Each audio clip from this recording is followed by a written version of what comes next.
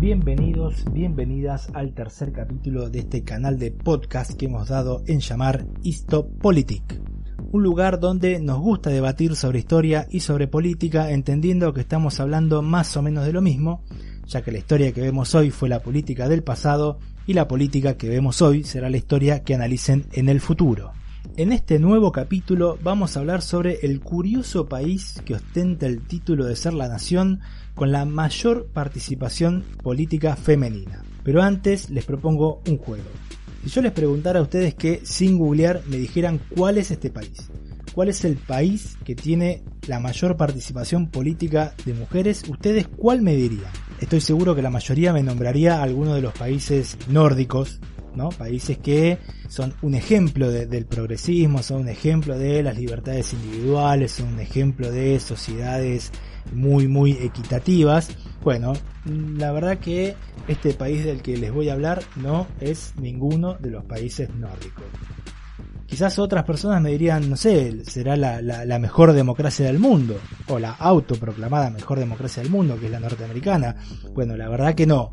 La democracia norteamericana dista mucho de ser la mejor democracia del mundo, y a su vez el sistema político norteamericano dista mucho de ser un sistema político que garantice el acceso de las mujeres. No, la verdad que Estados Unidos muy lejos de ser este país. Otras personas quizás dirían, no sé, algún país socialista, ¿no? Países donde la ética de la igualdad está un poco más desarrollada. Cerca, pero no. Hay un país socialista dentro de los tres países que tienen mayor participación política de mujeres, pero no están en el número 1. El país que puede decir de manera orgullosa que garantiza el acceso de las mujeres a ocupar cargos electivos es Ruanda. Aquellas personas de cierta edad recordarán su nombre asociado a una de las tragedias más grandes de los años 90, pero seguramente la mayoría nunca lo ha sentido nombrar, y más todavía ni siquiera saben dónde está ubicado en el mapa. Pues bien, Ruanda es un pequeño país situado en el centro del África Oriental, es decir, el África que está más cerca, o la zona de África que está más cerca del Océano Índico, pero este país carece de salida al mar.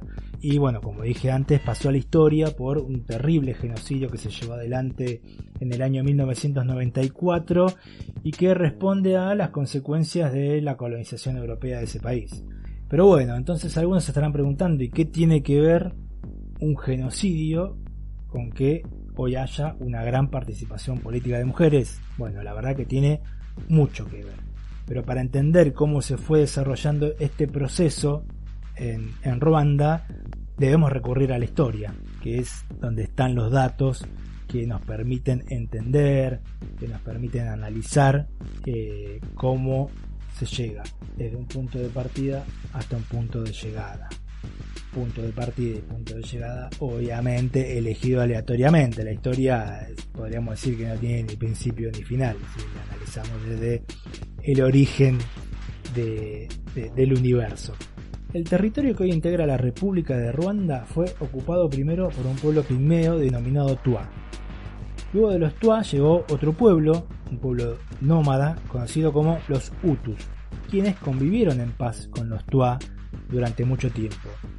Posteriormente arribó otra tribu, conocida como los Tutsis. Los Tutsis no eran nómadas, eran más bien sedentarios, de hecho era un pueblo agricultor que terminó dominando a los otros dos. Y desde esa dominación es donde está el origen del conflicto que continuó durante siglos. Mucho más acá en el tiempo, ya en los finales del siglo XIX y en el contexto de reparto de colonias por parte de las grandes potencias europeas que se distribuían el mundo como si fuera una torta, ¿no? Donde cada país se llevaba una porción de acuerdo a lo que la geopolítica determinaba que se merecían por su desarrollo industrial, su desarrollo militar, su antigüedad en el escenario de las naciones. Bueno, tomando en cuenta todo eso, Alemania, un joven estado que estaba empezando a pedir pista dentro de la geopolítica mundial, a Alemania le tocó Ruanda. Con la derrota de Alemania en la Primera Guerra Mundial, esta perdió todos los los territorios que venía ocupando hasta ese momento. Y en el caso particular de Ruanda, el mandato pasó de Alemania a Bélgica. Muchos tendrán la imagen de Bélgica como un país tranquilo, ¿no? Un pequeño país europeo que no se mete en demasiados conflictos, que no es famoso por agredir a países vecinos o de generar problemas dentro del escenario geopolítico, pero que si analizamos el desarrollo del colonialismo belga en África, vamos a encontrar que Bélgica aplicó las peores atrocidades que se pueda imaginar una persona: torturas, asesinatos en masa. La verdad que el desarrollo del colonialismo belga está marcado por una brutalidad absoluta. De hecho, los belgas terminaron profundizando las diferencias entre Hutus y Tutsis, renombrando, por ejemplo, Hutu a cualquier persona que tenga poca capacidad económica. Por ejemplo, alguien que tuviera menos de 10 vacas era considerado de la etnia Hutu. Así de sencillo. No importa su origen étnico, su apariencia física, no importaba. Si la persona era pobre, era Hutu. Si la persona era rica, era Tutsi. Y con ese sistema, ¿no?, se agregaba la documentación de una persona donde aparecía el nombre y a qué tribu pertenecía, y esa pertenencia ya no se podía modificar. Es decir, tanto esa persona como su descendencia iba a ser considerada Hutu o Tutsi de acuerdo a la capacidad económica del momento en que se armó esa separación o esa marca de las personas. Se avanzó hacia una sociedad de primera que estaba integrada por los Tutsis, que a su vez tenían acceso al poder político de la colonia, y una sociedad de segunda, muchísimo más numerosa. Se calcula que el 85% de la población es Hutu y el 15% de la población es Tutsi. Una sociedad de segunda que son los Hutus, los cuales estaban prácticamente en una situación de vasallaje. Esta situación de injusticia, a la que se sumaban torturas, se sumaban crímenes, fue generando un lógico rencor por parte de los Hutus. Y cuando Bélgica decidió que ya era el momento de dejar la zona, en el contexto del fin del colonialismo europeo en el continente, luego de la Segunda Guerra Mundial, la situación se empeoró. Los Tutsis llevaron adelante crímenes para mantener su situación de privilegio, y a su vez los Hutus respondieron haciendo uso de su mayor número y llevaron adelante matanzas de Tutsis. Esto generó que los Tutsis comenzaran a emigrar, y con la independencia definitiva de Ruanda, los Hutus pudieron elegir a sus propios gobernantes. Esto generó que los Tutsis comenzaran a emigrar, y con la llegada de la independencia de Ruanda, los Hutus, como pueblo mayoritario, pudieron elegir finalmente a sus propios gobernantes. Si bien no estaban exentos de conflictos, lo cierto es que a través del nuevo sistema imperante en Ruanda, se trató de generar una convivencia entre Hutus y Tutsis. Pero había obviamente enfrentamientos. De hecho, los Tutsis lograron formar guerrillas con el objetivo de proteger a su población minoritaria, y los Hutus eran los que controlaban la mayor parte del ejército.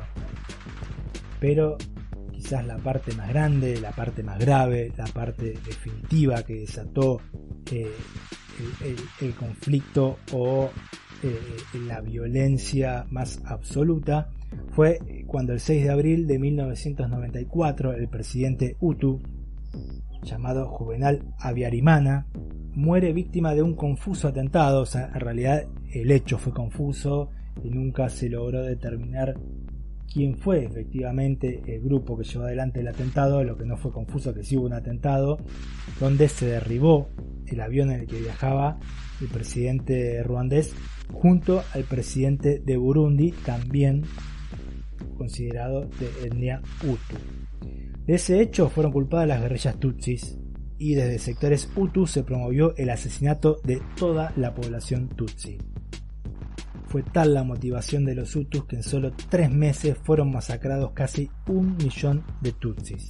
Y este millón de personas fue incluso asesinada por sus propios vecinos, quienes actuaban algunos por convencimiento, pero muchos otros actuaban bajo las amenazas de que si no hacían esos crímenes, si no llevaban adelante esa matanza, iban a ser acusados de colaboracionismo por parte de los grupos armados Hutus.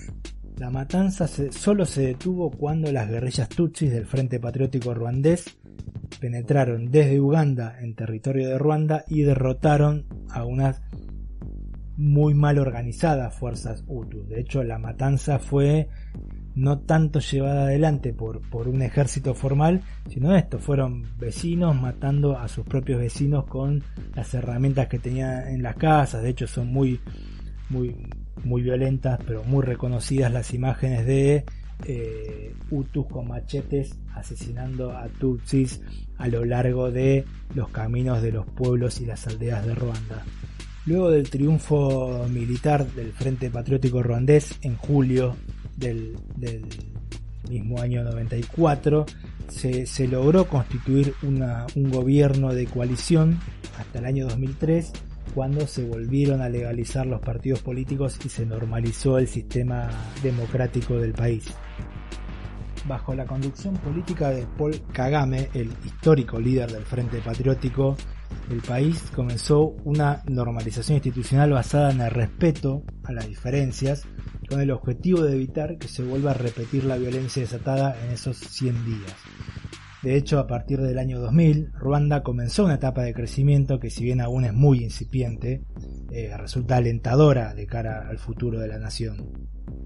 Y ese crecimiento económico, institucional y social se llevó adelante con una mayoritaria participación de las mujeres en la política del país, con una gran parte de la población masculina muerta en el marco de ese conflicto.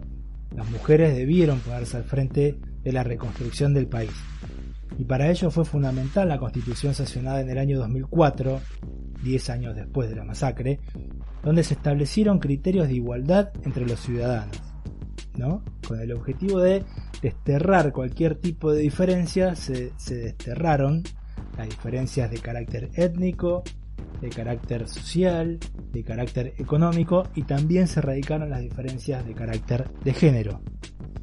Por ello, desde esta constitución se garantizaba la participación política de las mujeres, que hoy se traduce en que más del 60% de los escaños del Parlamento ruandés esté ocupado por mujeres. De esta manera, Ruanda se convierte en el país con mayor participación política de mujeres, por encima de Cuba, el segundo, y de Bolivia, el tercer país con mayor participación política de mujeres, y muy por encima de democracias como la norteamericana, y muy por encima del promedio de participación política de mujeres, que a nivel global está en un 25% aproximadamente.